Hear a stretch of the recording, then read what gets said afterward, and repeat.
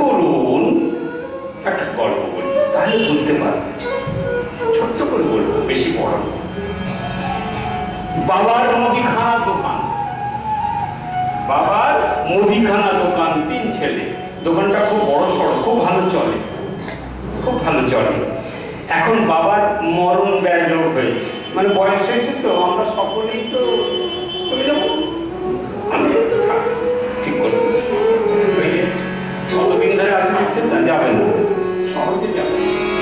অমর ফল খেয়েছে, এই ওনার সঙ্গে মেলামেশা করছি, তো আমি যাবো না, আপনারা সবাই চলে যাবেন। তা বাবারও ইচ্ছা যে আমার শরীর যতই খারাপ হোক আমি কিন্তু যাবো না। হসপিটালে দিয়েছিল, ডাক্তারবাবু বলেছে আর ওষুধপত্রে কাজ করবে না, বাড়িতে নিয়ে যাও, যে কদিন থাকে তোমরা সেবা শুশ্রূষা করো বাবা। তবে ওনার সময় কিন্তু খুব সংকীর্ণ, যে কোনো সময় চলে যেতে পারে। তা বাবাকে নিয়ে এসে রেখেছে। একদিন কি হয়েছে, সকালবেলা থেকে উঠে দেখছে মানে হয়ে গেছে। তা ছেলেরা 3 ছেলে, তো দোকান আর খোলেনি। ডাক্তারবাবুকে ফোন করেছে, ডাক্তারবাবু দেখতে আসুন। ডাক্তারবাবু তাচ্ছিল্য করে বলে দিয়েছে আমার কাজ নেই, জলটা দিন, তুলসী পাতা রেডি রাখুন, যে কোনো সময় উনি বই বলবেন। তা এক ছেলে পায়ের কাছে, এক ছেলে বুকের কাছে, আর এক ছেলে মাথার কাছে।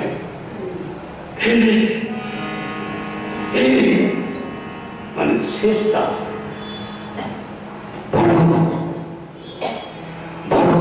মানে বড় ছেলেকে ডাকছি, শ্বাসকষ্ট হচ্ছে, তো ভালো করে ডাকতে হচ্ছে।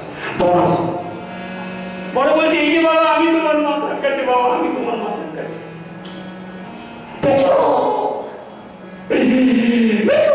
মেজোকে ডাকছে, মেজো বলছে, এই যে বাবা আমি বুকের কাছে। মানে ছোট বলছে না, ছোট বলছে, এই যে বাবা আমি তোমার পায়ের কাছে। দোকানে কে?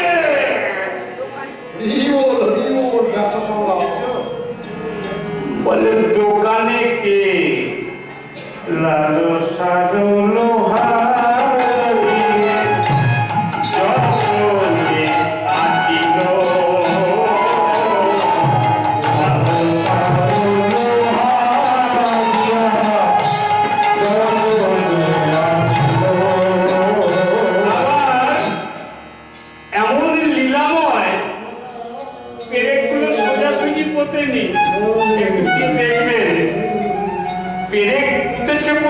শেষগুলো বেরিয়ে দিয়েছে। পেরেক পুঁতেছে, মুখের দিকটা তো বড়, যাতে কোন রকম না বেরিয়ে যায়, আর শেষের দিকটাও যাতে কোন রকম না খুলে যায়, ওই জন্য বাঁকানো আছে। পদকর্তা বলছে বাঁকানোর কারণটা কি জানো? লালসা যায় না, লালসা যায় না,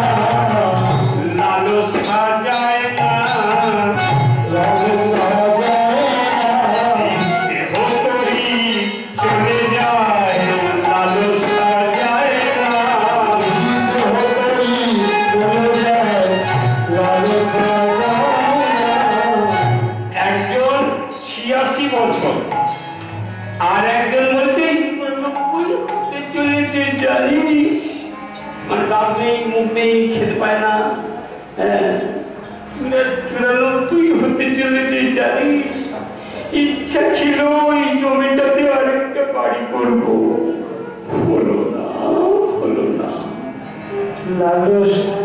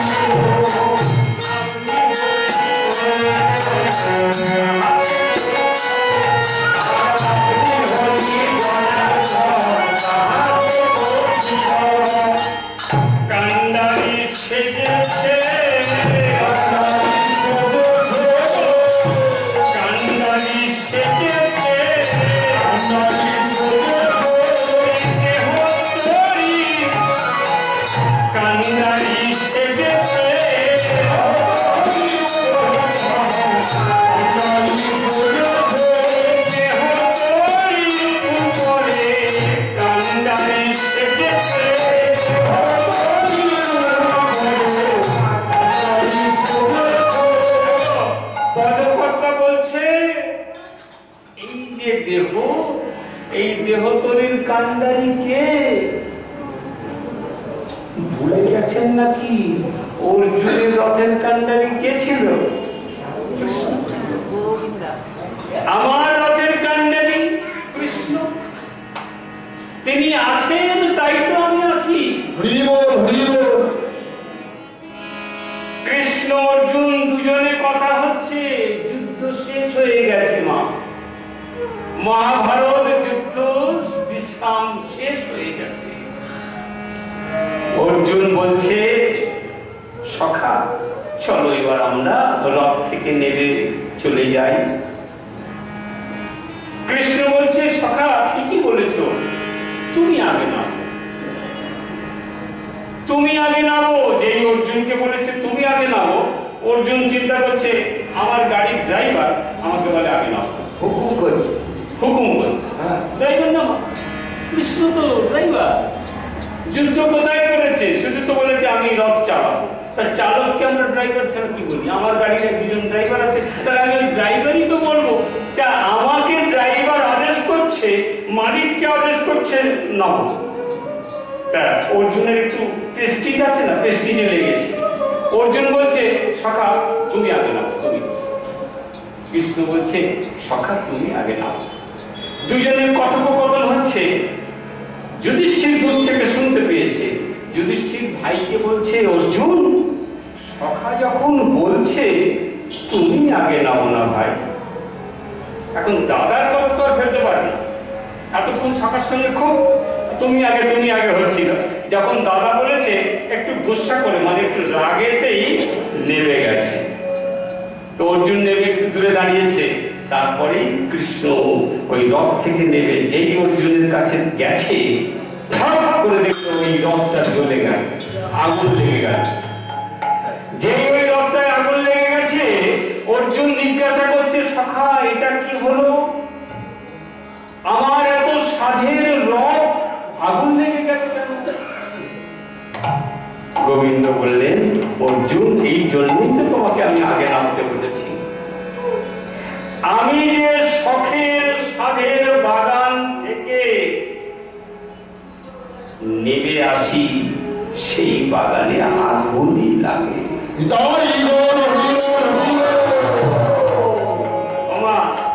আমার এই দেহ বাগান থেকে যেদিন তিনি নেমে যাবেন, আমার দেহটার কথা বলবে, বাড়ির লোক পাড়ার লোক কি করবে? আগুনই তো দেবে। মা, যে রথে গোবিন্দ থাকে সেই রথ জাগিয়ে থাকে, জেগে থাকে, সেই রথ সচল রথ। তিনি যখন ওই রথ থেকে নেমে আসেন, অচল রথ। সেই কারণে জেনে রাখবেন, এই পুরীর জগন্নাথ আমরা সব জায়গায় রথ তৈরি করি, আবার তাকে রং টং করে পরের বছর কাজে লাগাই। জগন্নাথ ধামে যে রথ তৈরি হয় প্রতি বছর হয়, আর জগন্নাথ নেমে গেলেই তা ভেঙে দেওয়া হয়। এবং ওই রথের কাঠ দিয়ে রন্ধনশালায় কাজে লাগে, জ্বালিয়ে দেওয়া হয়। তাই তো এই সবকিছু যখন ওই রথের সঙ্গে আমার দেহর সঙ্গে মিলে আছে, ওই কান্ডারিকে গোবিন্দ।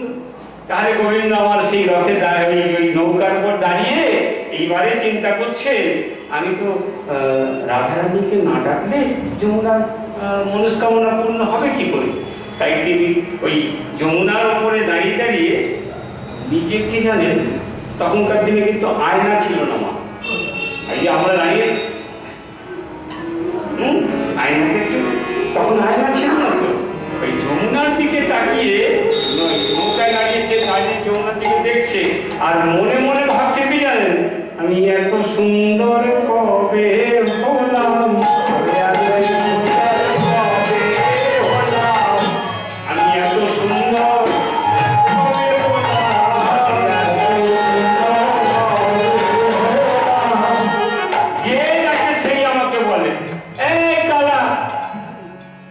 লোকে না জানায় কালো বলে, আমি এত সুন্দর কবে হলাম, লোকে না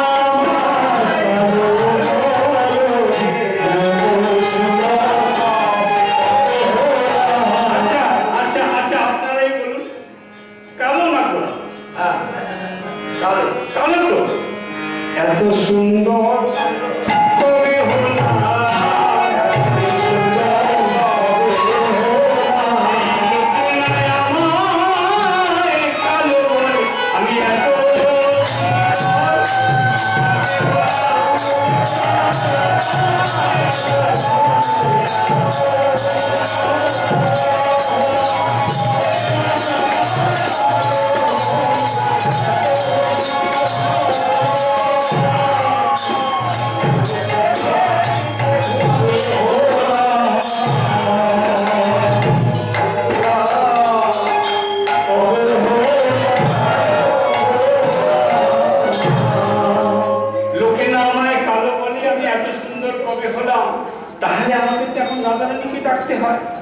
তাই কি করেছে রাধারানীকে ডাকতে গেলে কি করতে হবে মুরলি বাজাচ্ছে ওই বইটা ধরবে তো এখন নৌকায় উঠেছে তো বইটা বাইতে হবে ওই বইটা ছেড়ে কি করেছে বাঁশি বাজাচ্ছে বাজিয়ে রাধারানীকে ডাকছে ও রাধে তুমি যমুনায় এসো রাধারানী কোথায় থাকে আপনারা জানেন রাধারানী কোথায় থাকে আপনারা ভালো করেই জানেন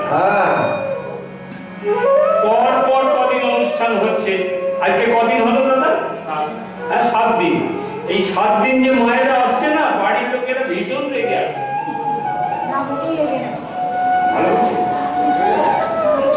আমার মায়ের কত ভাগ্য ভালো জানেন মায়ের বাড়িতে বলছে যে তুমি যাও কিন্তু এমন মাও আছে রোজ করে যাও হ্যাঁ আর কাজ নেই আমি এই সারাদিন খেটে খুঁটে আসছি কোথায় একটু চা করে দেবে কোথায় একটু বলবে কি গো সারাদিন কত কষ্ট করলে কত কিছু করলে হরিনাম শুনতে কিছু করবো না হ্যাঁ সুযোগ পেলেই হরিনাম শুনতে যাচ্ছে আরে ওখানে আয়ান বসে আছে কোনোদিনই হরিনাম শুনতে চায় না ওই যত যারা বাধা দেয় না ওগুলো সব আয়ানের বংশধর দেখবেন পুষ্টি বিচার করবেন দেখবেন আয়ানের লোক আর বাড়িতে আছে কে ননদি আর শাশুড়ি সেও কিন্তু শ্বাস হরি শ্বাস বন্ধ করে দিতে পারলে ভালো হয়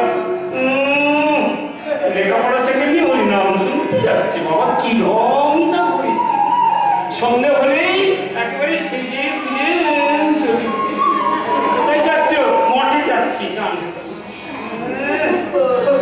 ঘরেতে কাজ করে না একটু ভালো করে বলে না একটু বৌমা একটু সুজি বানিয়ে দাও তো পারবো না কোথায় যাচ্ছ হরিনাম এগুলো সব মনে রাখবেন আমার এক মা পেয়েছে তার বাড়িতে কিন্তু আয়ন বসে আমাদের বাড়িতে আছে আমাদের বাড়িতে উল্টো জানেন এই আমার আত্মীয় স্বজন আছে তারা আমাকে বলে আরে তুই এত কৃষ্ণ জন্মোৎসব অমুক তমুক করিস কই আমাদের তো সব ভালো লাগে না হ্যাঁ কেন এত ভূত ভুজে করিস তাই সব আয়নের তোলেন লোক আচ্ছা ওই আয়ন ঘোষের দলের লোকেরা তো আসতে দিচ্ছে না রাধারানী কি করবে সঙ্গে সঙ্গে সেই মা যোগমায়ার স্বর্ণাপন্ন হয়েছে মা গো আমাকে এই আয়নের ঘর থেকে বার করে দাও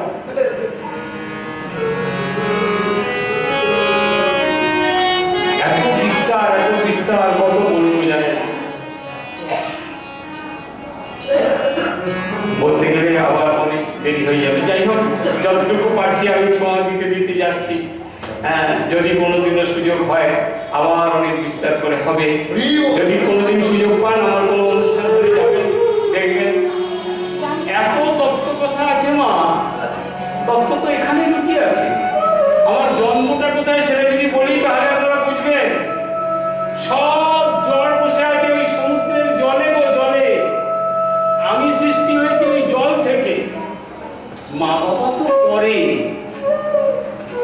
এই পৃথিবী মানুষ সৃষ্টি হয়েছে ওই জল থেকে একটু যদি কি বলবো বলি না তত্ত্ব তত্ত্ব তত্ত্ব তত্ত্ব কোথায় লুকিয়ে আছে অনেক আচ্ছা আচ্ছা দাদারা জানে না একটু তার জন্য পড়াশোনা করতে এমনি এমনি হয় না যাই হোক তা রাধারানী কি করেছে যোগমায়া মাকে বলছে মা গো ও মা আমি কি করে যাই চিন্তা করিস না আমি যাচ্ছি যোগমায়া মা এসে তাই ওই ননদিনীকে বলছে, শাশুড়িকে বলছে, তোদের বাড়িতে কি গন্ধ গন্ধ ছাড়ছে, পচা গন্ধ ছাড়ছে। আপনারা পাচ্ছেন পাচ্ছেন না? একটু বেশি থাকলে বেশি গন্ধ আসছে, মনে হয় সত্যি দুঃখ। হ্যাঁ, ও কুটিলে, ও জটিলে, তোদের বাড়িতে এত গন্ধ ছাড়ছে কেন রে? কিসের গন্ধ জানেন? ক্ষীর ননি সব নষ্ট হয়ে যাচ্ছে তো।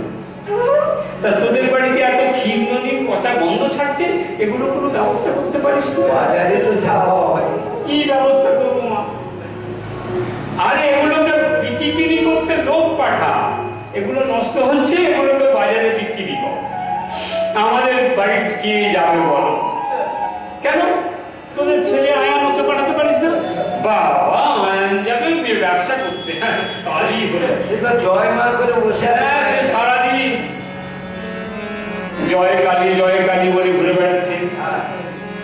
শ্যামা মা কি আমার কালো রে, শ্যামা মা কি আমার কালো, শ্যামা মা কি আমার কালো রে, শ্যামা মা কি আমার কালো। লোকে বলে কালী কালো, মন তো বলে না কালো রে। লোকে বলে কালী কালো, আমার মনে তো বলে না কালো রে। শ্যামা মা কি আমার কালো রে, শ্যামা মা কি আমার কালো রে, শ্যামা মা কি আমার কালো রে,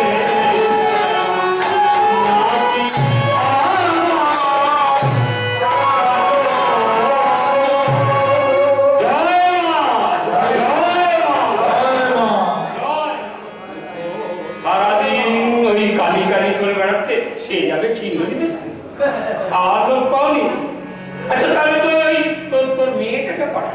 আমার মেয়ে কুটিলাকে ও সুখের হাট সব ভেঙে দিয়ে বসে থাকে। ও সে যদি যায়, সে নাকি একবারে হাতে হাড়ি রেখে চলে আসে। কাঁচা বাসে ফোন ধরিয়ে দেবে। ওরে বাবা রে, শোন তাহলে একটা কাজ কর, তোদের এই ঘরের বউটা আছে না, ওকে তো পাঠাতে পারিস। আমাদের ঘরের বউ, হ্যাঁ ওকে পাঠা, ওকে পাঠা। তোমাদের সঙ্গে পাঠাবো। হ্যাঁ আমি যাবো সঙ্গে, আমি তবে হয় না। দেখো পরিমাণ যমুনার আশেপাশে থাকে সেই নন্দসুতে, না হেনবি তার ওই পাল। ও আচ্ছা, কি বলছে শুনেছেন? বলছে যমুনা আঁকেবাঁকে ওই কালো ছেলেটা থাকে নন্দসূত্র, ওকে যেন ওই যেন না তোদের কাছে এগিয়ে আসে। তোরা ওর দিকে চাইবি না। ও ওরা মানে আমরা ওর দিকে চাইবো না, হ্যাঁ, কিন্তু ও যদি আমাদের দিকে চায়। ও যদি ওর দিকে চায়, হ্যাঁ, ও আর যদি শুধু চায় না, যদি ধরতে আসে, বলা তো যায় না। ওরা তো অনেকজন যাবে। ও আমরা অনেকজন যাব, সঙ্গে সঙ্গে বলছে কি জানেন, সেদিন ধরে তাকে কি করলি, সেদিন ধরে তাকে কি করলি, সেদিন ধরে তাকে কি করলি। বুড়িমাই তুমি কি বলছো? হ্যাঁ কি বলছো? হ্যাঁ সেদিন ধরেছিলি না? হ্যাঁ, কবে জানেন? যেদিন হলো কৃষ্ণ কালী, ধরে তাকে কি করলি, যেদিন হলো কৃষ্ণ কালী, যেদিন হলো কৃষ্ণ কালী, ধরে তাকে কি করলি, যেদিন হলো কৃষ্ণ কালী, সব কথা বলিস না। তবে আমি যখন আছি তোদের ভয় নেই, তোদের বউ তোদের কাছে। আচ্ছা তাই হোক, তাই হোক। শুধু তাই নয়, যাবে তাড়াতাড়ি করে, বেলা থাকতে থাকতে বউটাকে নিয়ে ঘরে ঢুকবে। ও যাবে তাড়াতাড়ি, আসবে বেলা বেলি, জানলো ওই কালার পানে নাচা হবি। হ্যাঁ, ভুল দেখবি না কিন্তু, সোজা যাবি, ব্যবসা করবি। বউকে নিয়ে যাচ্ছ বলে, বউয়ের অভ্যাস কিন্তু খারাপ, খালি যেতে যেতে না এদিক ওদিক পানে তাকায়, কোনো দিকে না তাকায়, সোজা রাস্তায় যাবে আর আসবে। ও বইয়ের অভ্যাস খারাপ, সত্যি তো, আমাদের অভ্যাস খুবই খারাপ, খুবই খারাপ। ওই ভালো ছেলে দেখলে থাকতে পারেন বাবা।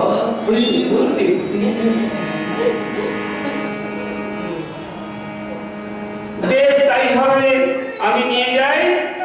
শোনো তাড়াতাড়ি করে, দধি দুগ্ধ ঘৃত ঘোলে সাজায় পসরা, দধি দুগ্ধ ঘৃত ঘোলে সাজায় পসরা, দধি দুগ্ধ ঘৃত ঘোলে সাজায় পসরা, দধি দুগ্ধ ঘৃত ঘোলে সাজায় পসরা। ওই যমুনার দিকে চলে গোপালা, যমুনার দিকে চলে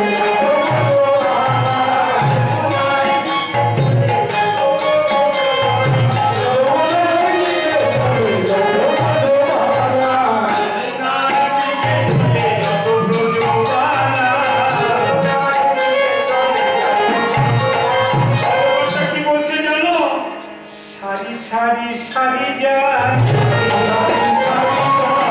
সারি সারি সারি যায়, পরপর সব যাচ্ছে তো, লাইন বেঁধে যাবে।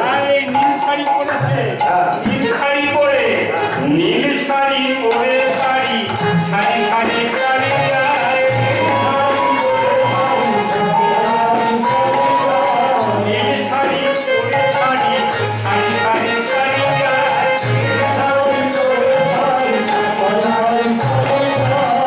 আমার শাড়ি শব্দের দুটো কথা, একটা হচ্ছে এই যে শাড়ি মায়েদের পছন্দ, আর একটা শাড়ি লাইন বেঁধে যাবে।